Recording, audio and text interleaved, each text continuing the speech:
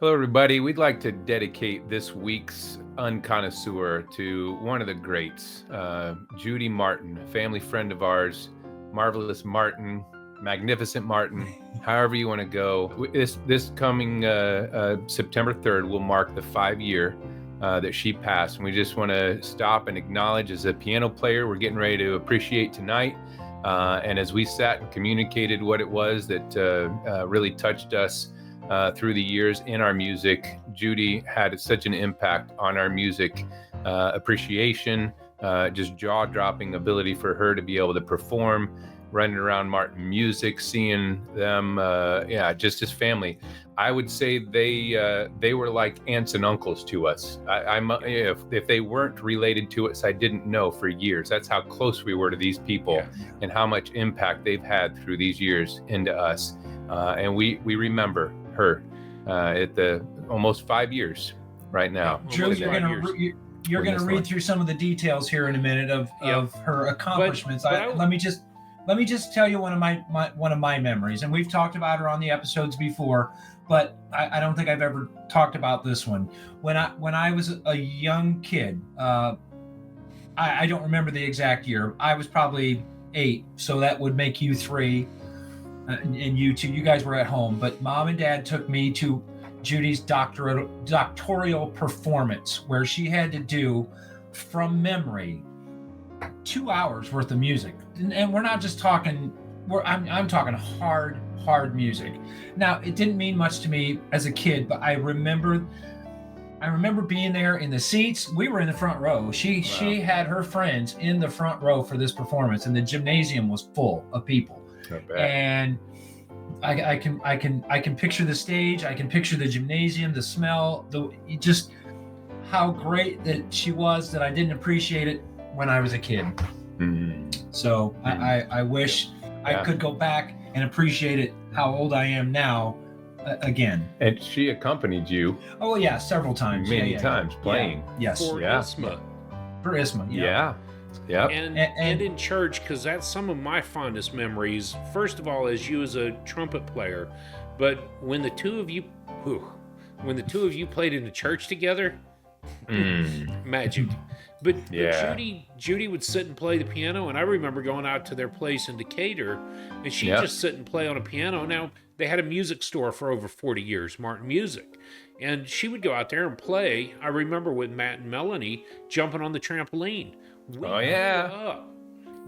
the Martins. And so to Lowell, Matt, Melanie, and the 5 grandkids, I believe is what she had.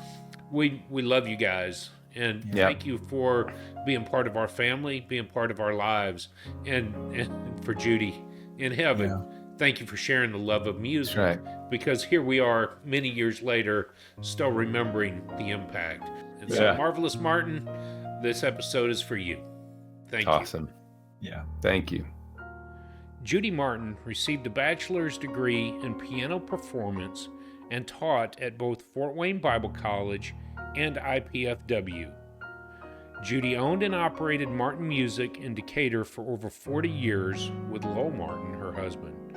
Being a very talented pianist, she used her talents in playing in the Messiah for several years at the First Mennonite Church in Bern, and also notably played for the USO Indiana Hoosiers IPFW in Greenland in 1969.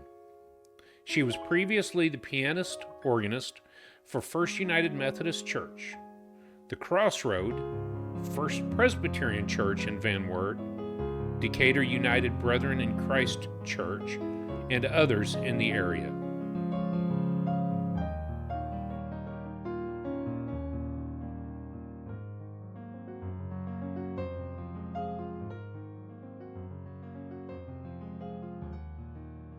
Hey everybody, welcome to the Unconnoisseur channel. My name is Matt. I am one of the co-hosts. I am Phil, and I'm glad to be back with you all. And I'm the other co-host, Drew. And we've got Phil for one more week. This is it. This is his last time that he's going to be here live in person with us. So, man, thank you so much for joining us. It's been awesome. Yep. Thanks for inviting me on this crazy journey. Absolutely. This week's artist that we are going to talk about Art Tatum and Ben Webster. And the name of the CD is Art Tatum, Ben Webster Quartet. It was released on the Verve label on LP and CD, and it was recorded in 1956. So I'm excited to get into Art Tatum and Ben Webster. It's the quartet, so it's Art, Ben. So Red Callender, he plays the bass, and Bill Douglas plays the drums. This is a masterpiece quartet as well. Mm. So, yeah, awesome album. Awesome album. Absolutely. You want to go into your weekend music? Tell me about your weekend music. I was going to start with y'all. Y'all go into your weekend music. All right. Go ahead. Well, I'm just going to start out. This is the first week that I have put in this album and listened to it throughout the week over and over again. That's just a part of my week. Been a lot of craziness going on. We actually have a lot of sickness going on in the family right now. So even as we were looking for Saturday night, my highlight in music was to go out and see Lady D. I call her Diversity. Man, she is so diverse, can do so many things. It was so cool to see her jamming to those cover songs that she was out there for. Thank you all for inviting us out there, making sure we got out there, chilled out at the winery, enjoyed some real cool music. So and some good wine. Yes, and there was good wine to be had. Yes, that's basically my week. Yeah, cool. Well, my week entailed one more concert as well. I got the chance to go to the club room to watch the Three Rivers Big Band play. Yeah. And that did not break my heart. Let's just put it that way. I did go by myself, which, you know what, I was okay with. I grabbed my laptop, connected to the Wi-Fi, and I spent those 3 hours building the slideshow for tonight. So cool. So I was doing it to jazz. I was doing it to jazz. That's right. So yeah. I love the Three Rivers Big Band. Man, if you ever get a chance to come to Fort Wayne and check them out, listeners, please hit me up, and I'll meet you there. That's cool. Yeah. Good place. And then, of course, Lady D on Saturday night at the winery too. So. Yep. How about you, Drew? What was your week like? Well, as of today, Lily is back in school. So that was the kickoff and ramp up to that. We're back into the full swing of things. Last week, she was at home. The week before, she was gone. And 3 weeks prior to that, she's been gone. So it was really more of last week just getting settled in and getting ready for this up-and-coming season. And now she's back in school. We're back in Sunday night ensemble swing. I missed, actually last Monday night when we were recording, I missed the Republic of Texas Big Band. But this week I'm going to be on Thursday night at Monk's Jazz listening to Spencer Foster Quartet. And I sent y'all links earlier this week to his singles up online. Yep. So I get to go see him perform at Monk's. I'm pretty excited about that. I will be flying solo because it is a school night for Lily. Yep. And so I look forward to that, and I'll talk to y'all about that next week, I'm sure, or at least Matt, since Phil will be back in the Romania. A lot of things going on for next week as well, so I'm sure I'll have more updates on that. Yeah. Done deal. So why don't you kick us off with the slideshow? Why don't you get some things rolling on the slideshow? Because I've got that prompted on this end, and I'm certainly excited to see all the information. So the very first slide in the slideshow, I think about this slide all week long because I live by the mantra: whatever you do it to music, and of course, do it to jazz. It is even better. And whether I'm mowing the yard, taking a shower, cooking dinner, you name it, I'm listening to music all week. I'm listening to music all week. So this week, of course, we are talking about Art Tatum and Ben Webster. I just always include the artwork. I'm a fan of the artwork. That's everyone knows that by now. But I like the cover. It's subtle yet stark. Mm. Can it be both subtle and stark? Yeah.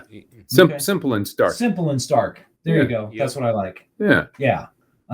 Just like the artwork. So next slide.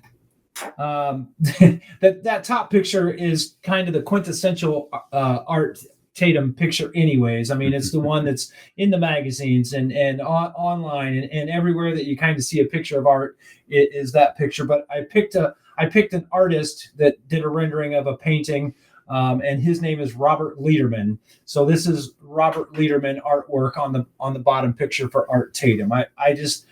I found it interesting that, you know, I love the art style anyways, the artistic, the way he painted it, the kind of impressionist painting. Mm. So yeah, so love the pictures. Next slide. And of course we're doing dual artists again. So this is Ben Webster. Ben Webster on the sax on the left-hand side there, the black and white of Ben Webster. And then I found another artist rendering by David Lloyd Glover. And so I just... It's a cool picture, man. I mean, that is a really cool one. Yeah. Yeah. Yeah. I like it a lot. So those are just some artwork of Ben Webster. Move on to the next slide, and we'll do jazz lingo for the day. So today's word is stride. Now, stride is the typical piano style of the 1930s, tending towards virtuosity. I picked this because of Art Tatum. I picked this word today because of Art Tatum. The left hand plays alternating low register bass notes or octaves, fifths or tenths, and the middle register rootless voicings, giving an oompa effect. Oompa, oompa, oompa, oompa. Interspersed with stepwise parallel tenths. Now, that's a whole lot of information that even goes beyond the lingo, but the right hand often employs busy runs, arpeggios and octaves or full chords. So he's striding with his left hand, making almost the walking kind of that you would get, feeling that you would get, and then the right hand is just going. He's just going off, improvising with the right hand, arpeggios, octaves, or whatever.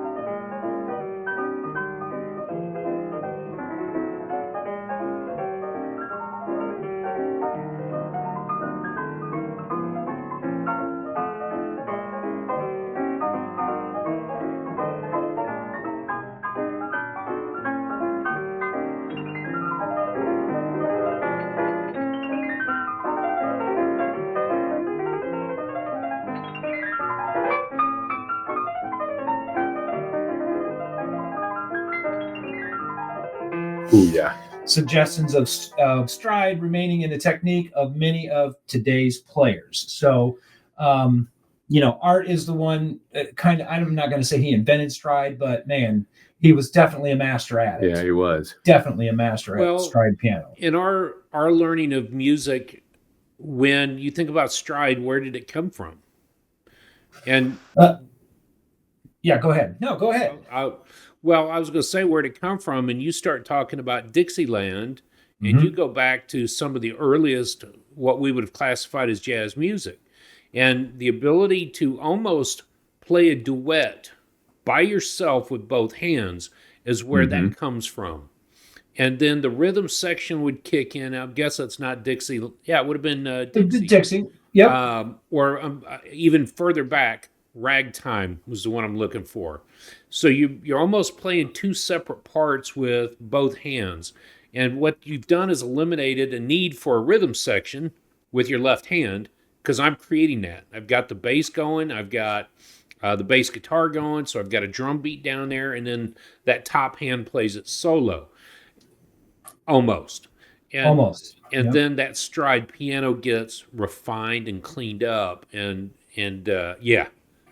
Well, I got a couple of quotes that I found this week, even about Art's playing, and one of the quotes was that the guy was listening to Art on the record and thought it was actually two piano players going at it on the record, and he's like, how does one guy do all of that and make it sound like there's two piano players on the record? Yep. So it totally does. Yeah. And especially if you listen to it after hearing, I heard three somewhere. I read it sounded like three people playing at once, and when you listen to it, you're like, that's got to be. Like, if I didn't see that live, I'd still think there's no way one guy is able to separate that in his brain and play like that. It's so cool. Right. Yeah. Yeah. So on the next slide, this is a new slide that I'm going to start including in the slideshow. Hey, cats, this is where to find it. Okay. So we've had a request by one of our listeners how to find the music, and we have told ourselves that we should start talking about it, but the best way to talk about it is just go ahead and put it in the slideshow so I don't forget. So this week's album can be found on YouTube. Now, that's where I did most of my listening this week of Art Tatum and the Ben Webster Quartet was on YouTube. However, and I don't mean to sidetrack, but I found out today that it is actually on iTunes and YouTube Music as the Jazz Masterpiece Volume 8. Okay. So I didn't know that until today, but you can find it on YouTube for sure. That's where we recommend listening to it at, because you get the actual YouTube album. Music. YouTube Music. I'm sorry. Yes. YouTube. And Matt, I'm going to put up on screen. Basically, we said that there are 3 or 4 different album covers for the same thing, because some of them are remastered, some of them are digitally remastered, some of them have alternative takes. But the album cover that we have in the magazine had seven songs to it. Yep. What you'll find is up to 15 different songs, so you'll find it on all your favorite channels. I'll put those pictures up here. Thanks. Let's go ahead and move on to the next slide. We'll just keep cruising right on through this so we can get to our discussion. And Art Tatum, he was born in 1909 and he passed away in 1956. The influences that I found for Art were Fats Waller and Earl Father Hines. Those were his 2 main influences. 39 studio discography, 39 studio discs, recordings. And we talked about it right before we hit record. He actually only recorded 21 singles in his early career, and then 186 tracks in his later career. And we were just talking about how rare his recordings actually are. So I'm thankful that this is the one that we get to listen to. The genre that's listed for Art is jazz and stride piano. He's also the known for these the ones I love doing, the known for, just because I get to put in whatever I want basically. But he labeled as one of the greatest piano players in any genre of all time, and those are coming from his peers. Yes. Yep. Those are coming from people who would go and watch him play live and call him the greatest of all time. He was the GOAT. Of course, he was blind in one eye and only had partial vision in the other eye. And then the coolest thing, he had his own radio program broadcasted nationally when he was still a teenager. Yeah. So he was, that's just crazy to me. Hey man, I can play piano, and sure, put me on the radio, put me on live. Okay, so let's cool. do it.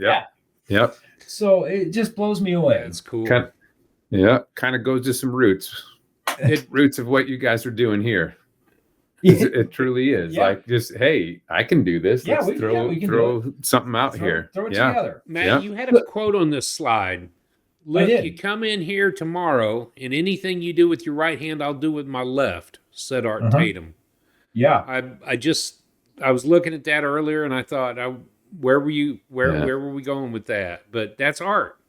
That's pretty much, Some of the other pianists would say, God's walked into the house, I'm going to walk away from the piano now. Yeah, I got that pulled up right here because I really wanted to highlight that.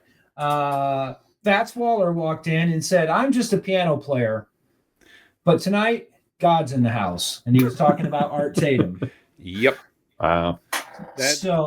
And you think about Fats Waller, we've never really dug into him, but musical geniuses all kind of represented the same way. Art's walked in. Yeah. And he's in the house. I'm just a piano player, but you're going to listen to the master tonight. Yeah. So that's kind of the reason why I put that quote in there. Just to, again, his peers called him the greatest. And if your peers call you that, you got to be doing something right. Yep. My 6 degrees. I was having a hard time finding one for Art, but it just so happens that, of course, this album's got Ben Webster on it. Webster played with Coleman Hawkins, and of course, Coleman Hawkins played sideman to Miles Davis. So I got 3 degrees of separation. Cool. Yeah. Did you find a different one for Art? Matt, I did not. It was funny because I dug into it, and a lot of his recorded songs, again, 186 recorded songs, 21 singles. A lot of those songs were by himself. The songs that weren't were usually with the same drummer and bass player, or in this case, with Ben. And so very limited. Now, there's some information about him we'll get into in a little bit, but just, wow. How did he not play with more people connected to? And some of that was where he was living. Some of that was his hesitation to go to New York, his own personal thought that maybe he wasn't good enough when he went out there. And I read that on his biography website today, that he finally went out there. No, let's... It's interesting. If I can caveat that, today we were talking about just if you have it, you can do something with it, but not everybody who has it wants to do something with it. You know, you think of guys who I remember in the 90s, they used to say, look, the best guys in the NBA are not up here playing. They just aren't. They're out on the street, they're playing, they're having their gig, they're having their fun, the best of the best. It just happens to be the ones that are recorded, the ones that are here, the ones that are around. Right? They're the ones who happen to be what your marker is of the best. But the best of the best, like you just said, they acknowledge, no, this is the best. This is the guy. Really, he is. Which takes a lot of humility, but also, a lot of boldness to just say, we know who the best is. Yeah. So I went ahead and went to the next slide. Let's talk about Ben Webster for just a minute. He was born in 1909 and he passed away in 1973. Quick math to me, I can't do it, and I failed to put how old he was when he passed away. 64. Okay, thank you. There you go. My math wasn't mathing in my brain.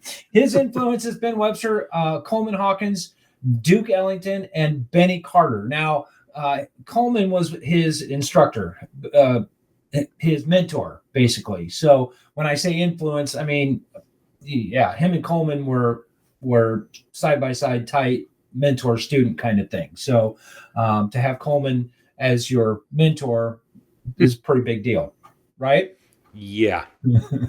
And we haven't covered Coleman Hawkins yet, but maybe we will. There's the clap. Right? I love it. Yeah. Well, they know who each other was. And today they're still listed as, there's three of the great tenors of our times. Those three: Ben Webster, Lester Young, and Coleman Hawkins. And Coleman, clap, but the godfather of the tenor in jazz. Right. And if that was the fact, then who is Ben Webster? We've got two real greats on one album, neither of which had we ever looked into. So let's keep on. Ben had a great discography. I mean, he had 52 studio albums and 29 as sideman. So, I mean, that's a lot of music to listen to, a lot of rabbit holes to follow, and just, that's hours and hours of music just for Ben Webster. If you decide, hey man, I really like how he sounds, let's go ahead and spend a whole week just listening to Ben Webster, I'd probably be okay with that. Genre that's listed is just straight jazz for Ben. And then I just found this fact so interesting. It's really the only thing I put on the slide for Ben, but he's known for slashing Duke Ellington's jacket with a razor while quitting the band. He was those two couldn't be in the same room together. They were oil and water. And I mean, you got two greats, and finally Ben got fed up and said, forget you, I quit the band. Whack. And to do that to Duke, you and I have talked about how classy Duke Ellington was, and how he dressed up for everything. I mean, he probably dressed up to go mow his lawn. But to slash his jacket with a razor, that was really saying something. He wanted to get to him deep. He wanted to get to him. Dang. So I just found that interesting, and I'm sure I could have found a million other facts for Ben, but that's just the one that I wanted to highlight and talk about. So 6 Degrees, okay, go ahead. Sorry. I was just going to interject this.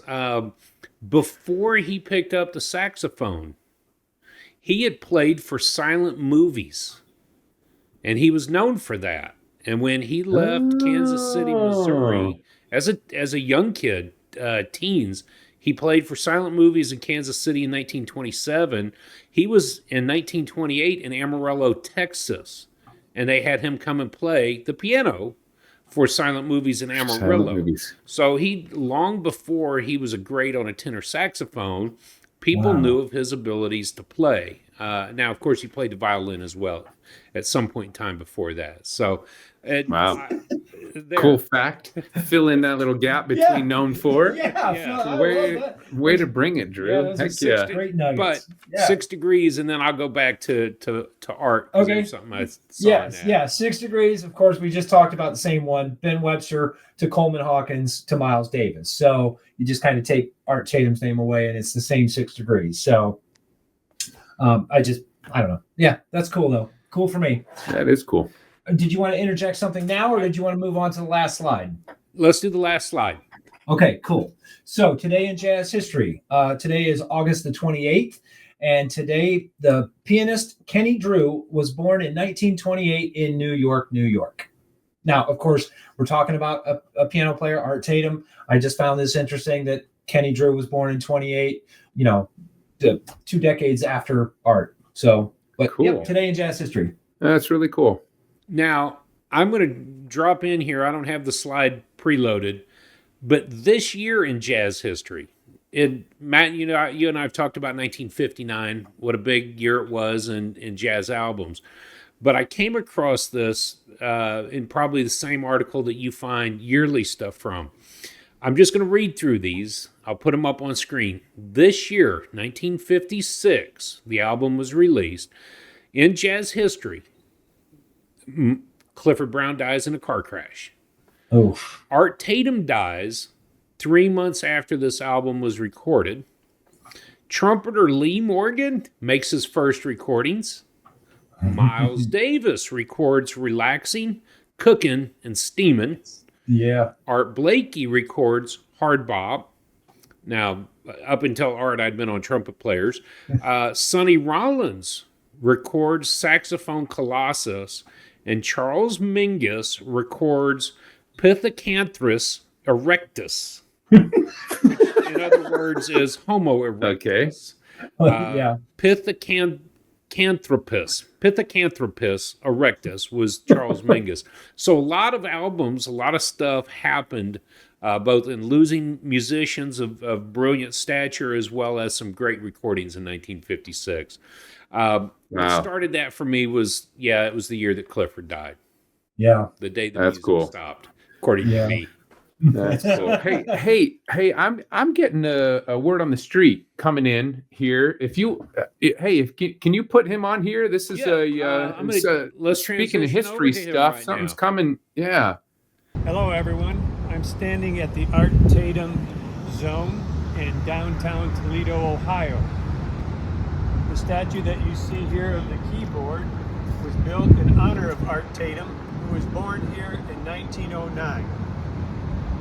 Art Tatum's jazz influence is still felt in Toledo, Ohio, and around the world. Reporting for The Unconnoisseur, I'm Dave G. Hey, Dave G. Way to bring it, man. Thank you, Dave G. That's so cool. So cool. Getting that statue and everything. The keys. Yeah. Wow. All the way from Toledo, Ohio. Yeah, his birthplace of Art Tatum. Tatum, that's so cool. Yep. That statue, I'm going to put a picture up of that as well. That statue is super cool. Dave, thanks for that. Yeah, that's really cool. Good to see you. Definitely. I wanted to touch on this with Art Tatum since we bring it up, and then I'll do the introduction of the album again. I didn't see it in your slide. Usually you have some awards done. In 1989, Art Tatum was granted and given the Grammy Lifetime Achievement Award. Wow. So a big shout again to Art Tatum, 1989 Grammy Lifetime Achievement Award. Wow. Came long after his passing, but that was a big thing that I didn't see on the slide. I did have it written down in my notes, but good. Thanks for dropping that. Thanks for dropping that, because I told you where I was doing my slideshow at. So you were busy listening to music. So let's. I'm going to introduce it again. Art Tatum, Ben Webster, the Art Tatum Ben Webster Quartet, originally recorded on Verve. LP and CD is what it was released on, and it was recorded in 1956. Thoughts on the albums? And whoever, dig in.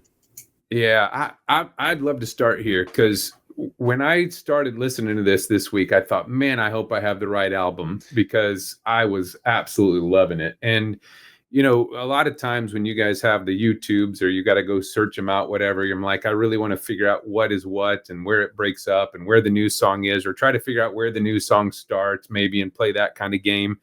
This week, we just let it roll. And it was really sad, because I thought, man, YouTube can't have the full album out there. And so it just pushed us into looking for some more. And so I went into, go over to Spotify and check some different things, and found a couple of his that were out there, and just really appreciate it. I don't want to get too far into the weeds here in the way in which I checked out the Tiger Rag, though. And after listening to Tiger Rag and then coming back to the album, you go, oh yeah, there's that right hand. Just filling it in like so quick. I can't imagine what it would have been like to watch him perform. Yeah. So I didn't pick a specific one, Drew. I don't have one to go to, but maybe you guys do, a favorite song from that album. But man, I really, really love this album. But I will caveat this. You ready for this? What did I do? Because this was my last episode, is I actually went all the way back and I listened to Indo jazz again today, because I just kept chasing jazz today. Yeah. And so I went back to the Indo jazz, and I seriously appreciated it a lot more. I actually appreciate it. So now you guys have said, yeah, we listened to it. Now we have other appreciation. Now we come back to this, and hearing some of what was going on in Indo jazz today just gave me a whole different appreciation. So after 10 weeks of doing this with you guys, it's really cool to listen to him and check him out in different areas. But that was mine on the album. Yeah. So for me, of course, the quartet album that we're studying, but I did the V-Disc album as well this week. Yep. I did the Standards album from 1990. I did In Private from 1977. The Magicians of Swing Piano, holy cow. And then the Group Masterpiece Volume 5. And I, in my notes, I said, this is truly a masterpiece. Volume 5 was the one, that one probably hit me harder for, a number of reasons. Now, the V-Disc, of course, if you know anything about V-Disc, those artists recorded specifically to send to the troops overseas. So it hits a little bit the victory disc. Yeah. The V-Discs. And you'll find a lot of different artists that did V-Disc during wartime. So that one hit me pretty hard. Just because I was in the military, I'm a veteran. So that's the reason why that one hit me. Yeah, neat. I'm in my notes, Drew. This is the week that you and I watched the movie Bolden together. Yes. Doesn't have anything to do with art. It's in my notes. I wanted just to say, put that out there. But yeah, the movie Bolden hit me hard the week that you and I were studying this. So go ahead. What about you? Your thoughts? My thoughts, and I think it's about the same as the both of you, checking out some other albums to reflect back on. And I did the V-Discs. Piano Starts Here in the standard sessions. I think we kind of followed that. But Ben Webster's King of the Tenors and Soulville. So I listened to a lot of the individual artists. And then you put them together and you smash two of the most brilliant musicians together. And you've got this beautiful story being told by the piano. You've got this soulful tenor player that comes in over top of it. But I began to notice even this morning that when Ben comes in, Art chills out on the piano. And you start to feel like it's Herbie Hancock. Where did he go? He's there, but you've really got to pay attention.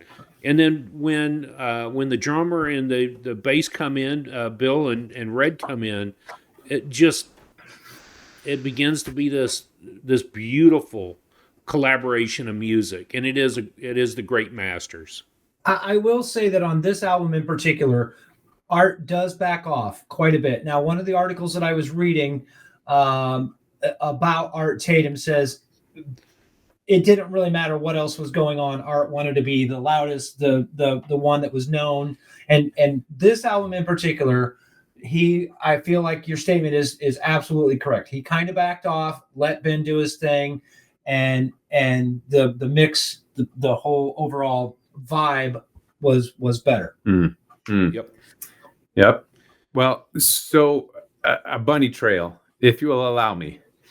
This book I picked back up again this week and made it through another chapter, and it couldn't have come at a better time. And I know we're on limited time. We got some extra things in here tonight, but it goes along with the album. Here it talks about an ensemble and the way an ensemble works. And so the way in which we do life together is the concept that it chases.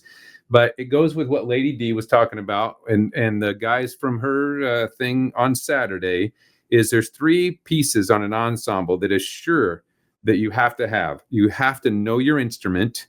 Check. These guys all knew their instruments. Yep. You have to have memorized the basic songs, right? If you're thinking of people performing together a song that they're not improvising on, of course, they need to know the basics for an ensemble to walk through. But it's called the standards, right? Yep. You have to know the standards, and check. These guys have that, and you have to have practiced. So on your own time, right? The practice time is not when you show up to the group.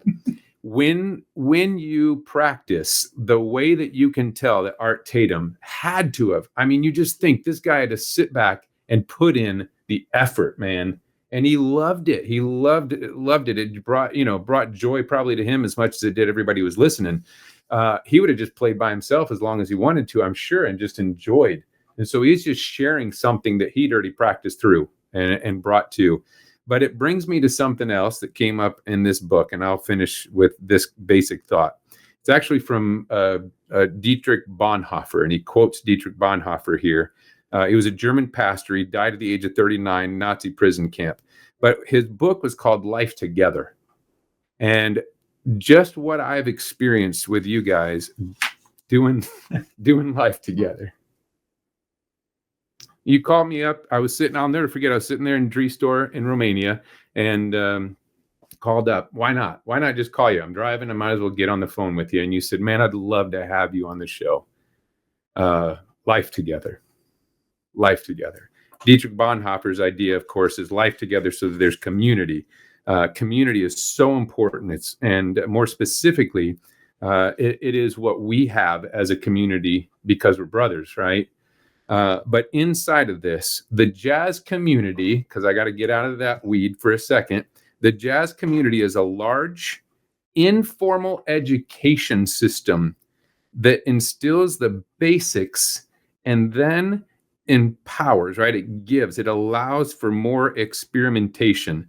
Beyond the formal instructional training, the necessary musical lessons, all those things like you have to have, there are a number of informal experiences that fall under the category of hanging out and jamming. Thanks, guys, for letting me just hang out and jam with you. It really has been a cool ride.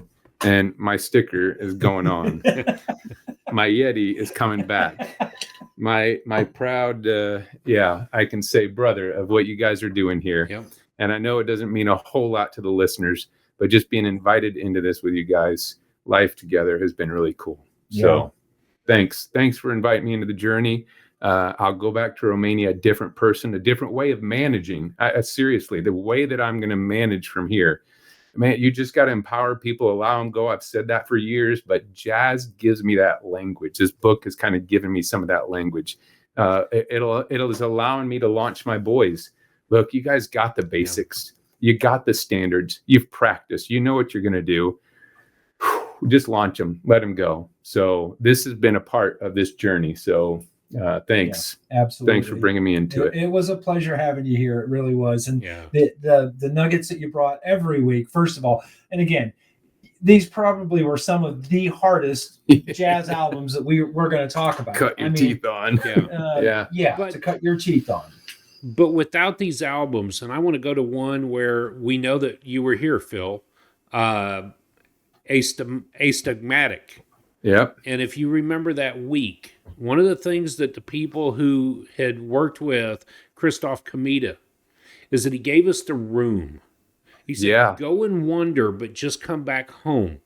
He gave them the base place to wander from. And that's that you touched on that with that. You send the boys out. Brady's going out on his own as of your returning to Romania soon. Caleb goes home with you, but very soon he'll be off to the mountains to do building and construction and ski instruction. You're watching them go out, but make sure there's a home to return to as they go and wander off. And jazz is that. That question from the caller, what is jazz?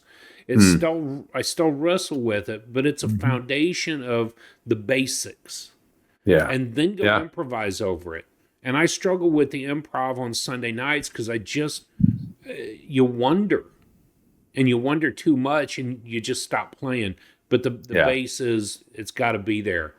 To bring that full circle, one of the things I read this morning about Art Tatum is he was playing and all of a sudden he's quoting Bix Beiderbecke.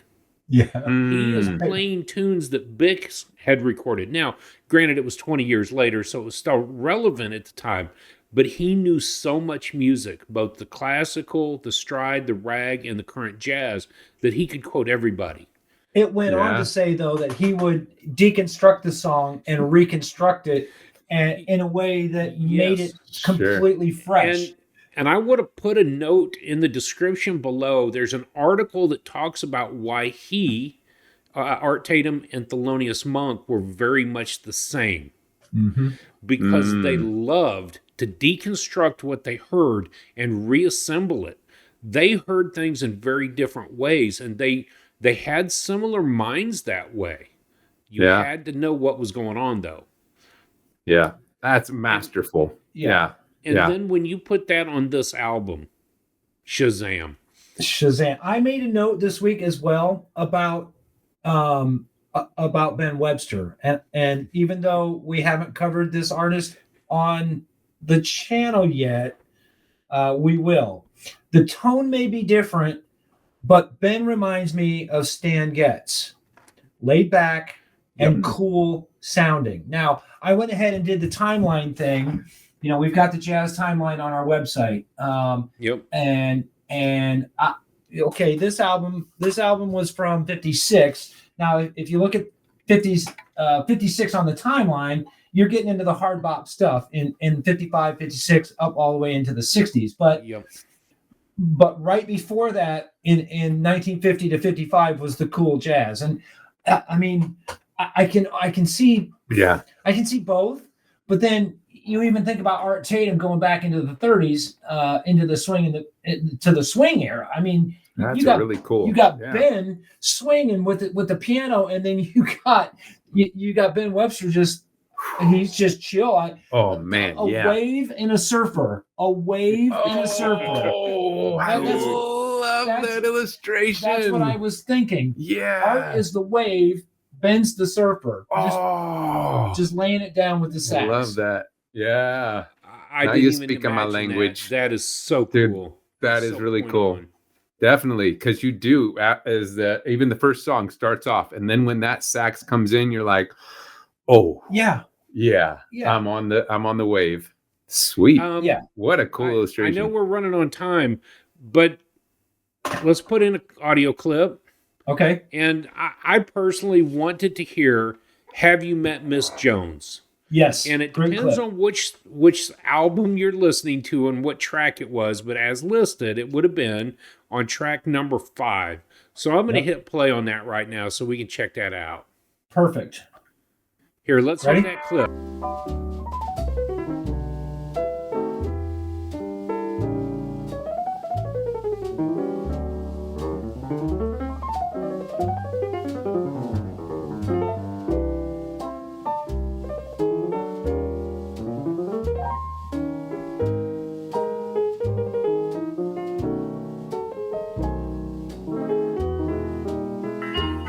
It sounds like there could be 2 piano players. Yeah, it really does, and I think that is such a great example of art.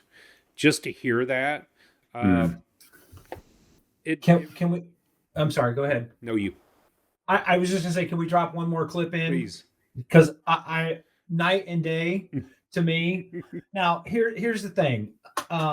Before I started really diving, before this journey, I love Chicago, the band Chicago. Oh yeah. They have a jazz CD out called Night and Day, and they do the standards in Chicago, typical Chicago style. Yep. So I've had that CD for a long time. The songs are ingrained in my brain. It's one of those ones where I can tell you what song's coming up next. Sure. Okay, they do the version of Night and Day.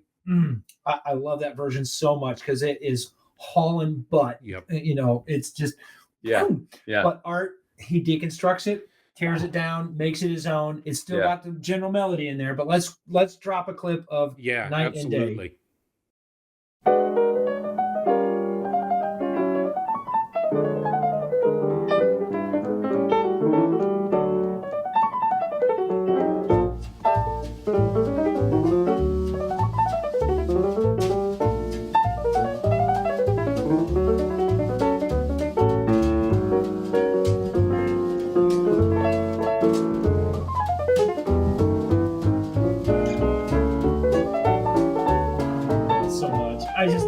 And the swing. Yeah. There goes the swing. I just love it. Yeah. I just love it so much. That's it, man. It's swing, baby. He is swinging with that. Next week for the day, I'm going to have to say explain what swing is, but yes.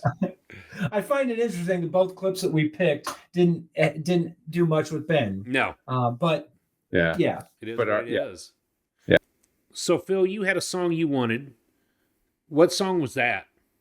Yeah, this very first one, when you start listening to them ride together, the wave, like Matt said so beautifully, you're listening to the music, you're listening to him ramble through things. It's still smooth, right? But then when you bring in that saxophone, man. So when Ben starts playing, is that about minute 25? So yeah, that's about a minute and 20. So minute and 20. I'll start it at a minute and 5. Yep, let's do it. Yeah, because you get Ben in there.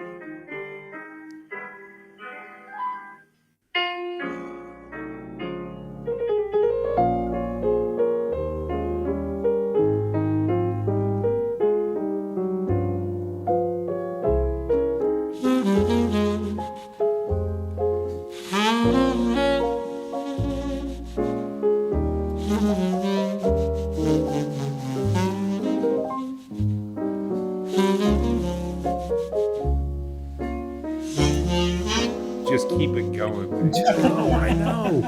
It's so smooth, so calming. Like you're in the room with the greats. Yeah.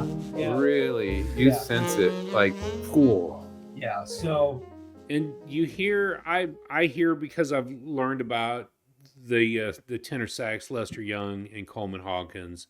You hear that sound, and you understand why they were the king of tenor saxophones. Mm-hmm. The way you handle an instrument like that, like you said, you've got to know your instrument, and you've got to know the music. That is so cool. That is. Cool. So, you have any final thoughts on the album? No, just go listen to it. Seriously, turn it on, hit repeat. Yeah. And good album. Drew, you got any final thoughts? I know we haven't rated it yet. I know. I do have some final thoughts. What you might hear is just an easy flowing, okay, it's piano and a sax, and you got your bass and drum, but it's who they are, the great musicians that they are, that makes this such a wonderful album. And remember that who they were, the music that they studied, their education, even the fact that Art Tatum was mostly blind, completely blind, really. What did he dedicate his life to? His short life, both of them short lives. Yeah. Wow. An album worth listening to, and I think that you'll enjoy the surfing of the wave.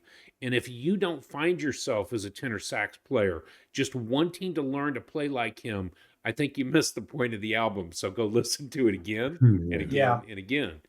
Yeah. Matt, you? Yeah. Well, I found it interesting that this album was number 59 on the list in 1999, and this Art Tatum did not make the list in 2006 at all. So it's relevant to me to look at both of those and see where they were in the previous two lists. I find it interesting that he didn't make the list in the 06 magazine list. kind of ticks me off, because the more that I studied and researched and learned about Art and Ben and listened to the music, they're great. Here, okay, let me ask you this.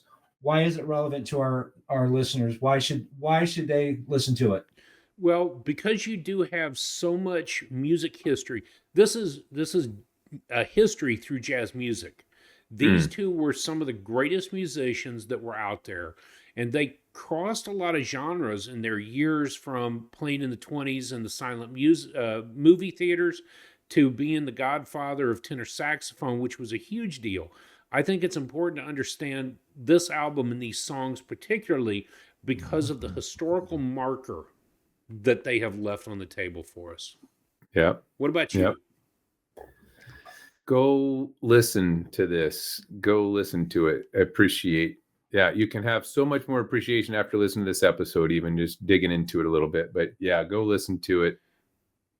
I like what Phil referenced earlier, and I made a couple of notes. He referenced that, he came in on the week and he went back and listened to Indo Jazz again this week and had a better appreciation for it. In episode 23, you said the exposure a little bit at a time. Just a little bit at a time is all you need, and then eventually you're going to have a better appreciation for it. And I think if this album, for me, if this would have been at number 100, and then we'd have had to work our way back from Art Tatum as Art Tatum number 100, I might have felt a little different, But with the appreciation that I have already, 31 episodes in, I have a greater appreciation for his talent. Yep. Yeah. He happens to remind me, and this is why it's relevant to me. Not necessarily our listeners, but this is why it's relevant to me, because we sat in the presence of a lady who could play like Art. What'd you call her? The magnificent Judy Martin. The magnificent Martin. And we've talked about her before on the channel. And what marvelous Martin. I like magnificent too. Yeah. We've talked about her before on episode. Just what an influence she had on us.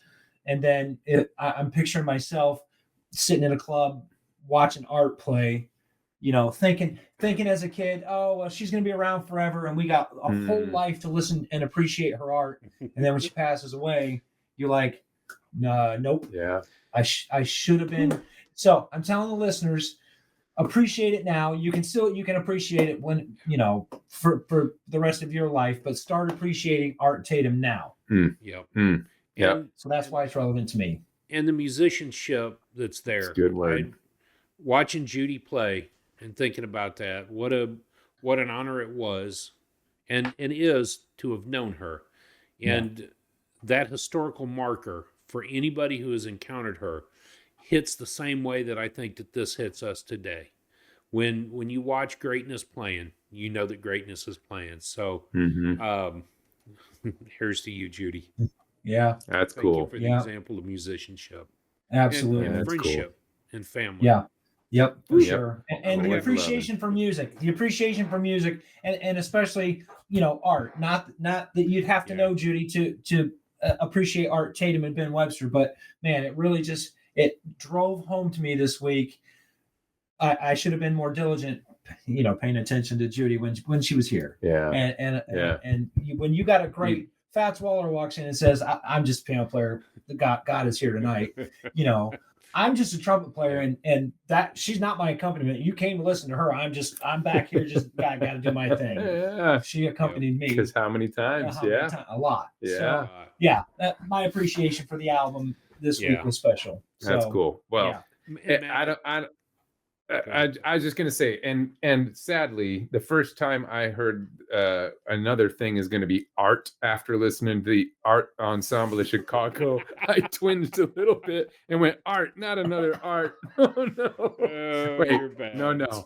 I'm telling you, it's a whole different art. It's a whole different appreciation. Yeah. If you had alleyways you're heading down and want to stroll down a ways, or dark alleys you want to maybe not stay so long, this is one of them you want to go stroll down and stay. Got your magazine? Oh, hey, we got to rate this real quick, and then we'll talk about next week's artist. All right. I seriously can't even top it. I mean, a 10. Absolutely. Yeah. I feel bad rating anyone else a 10 after listening to this album. Yeah, that's great. That's where I am. I love it. Yeah, especially with the tenor sax. Like, Yep. Matt?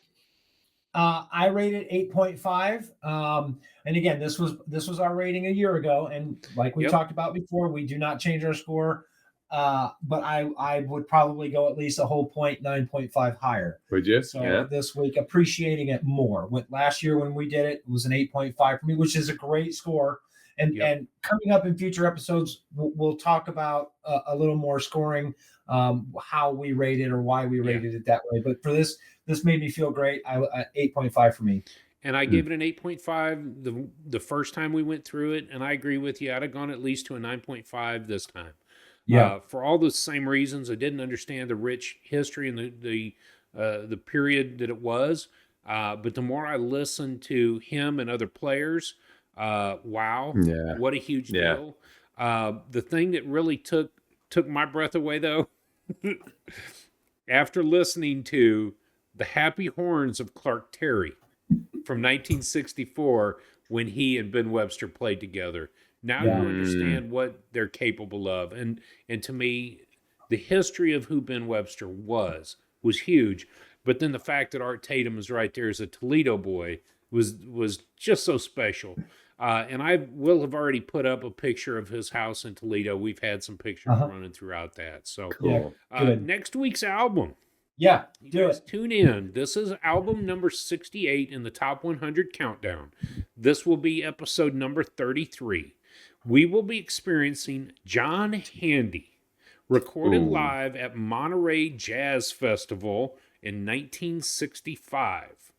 John Handy, alto sax. Michael White was on EL and VN. I looked at that earlier, and I'm like, I forget.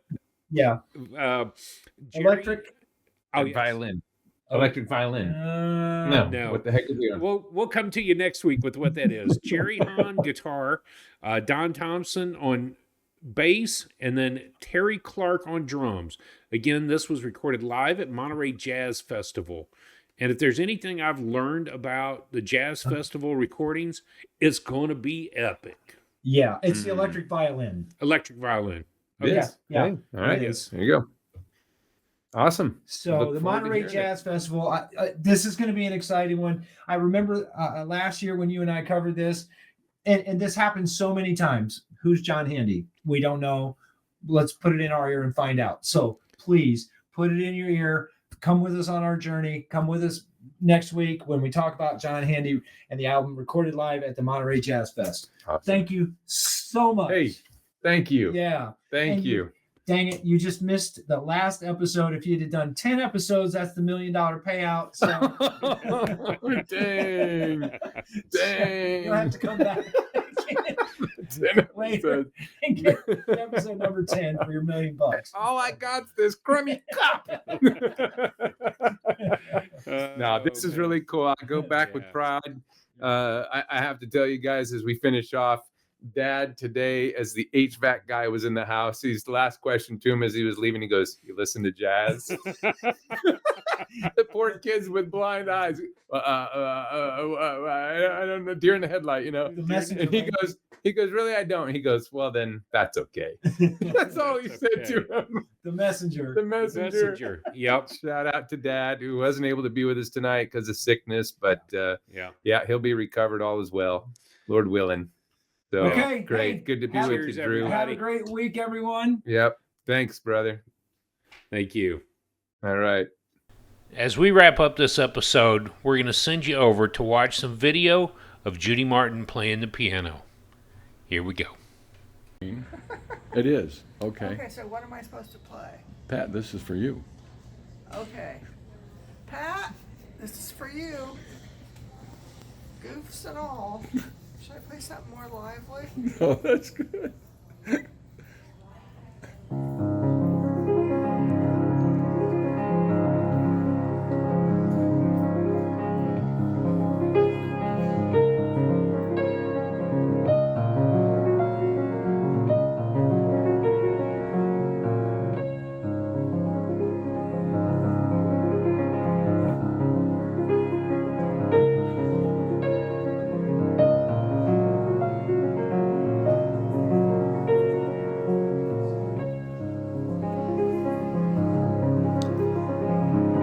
gave us permission.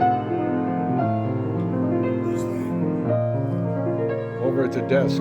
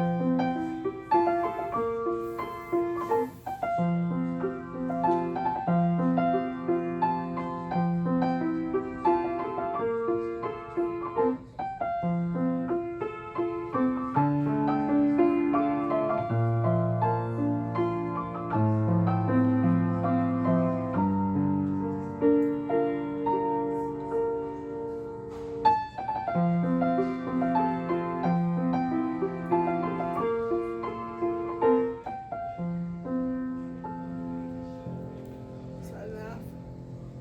That's probably too much. No, that's great. Thank you, Judy.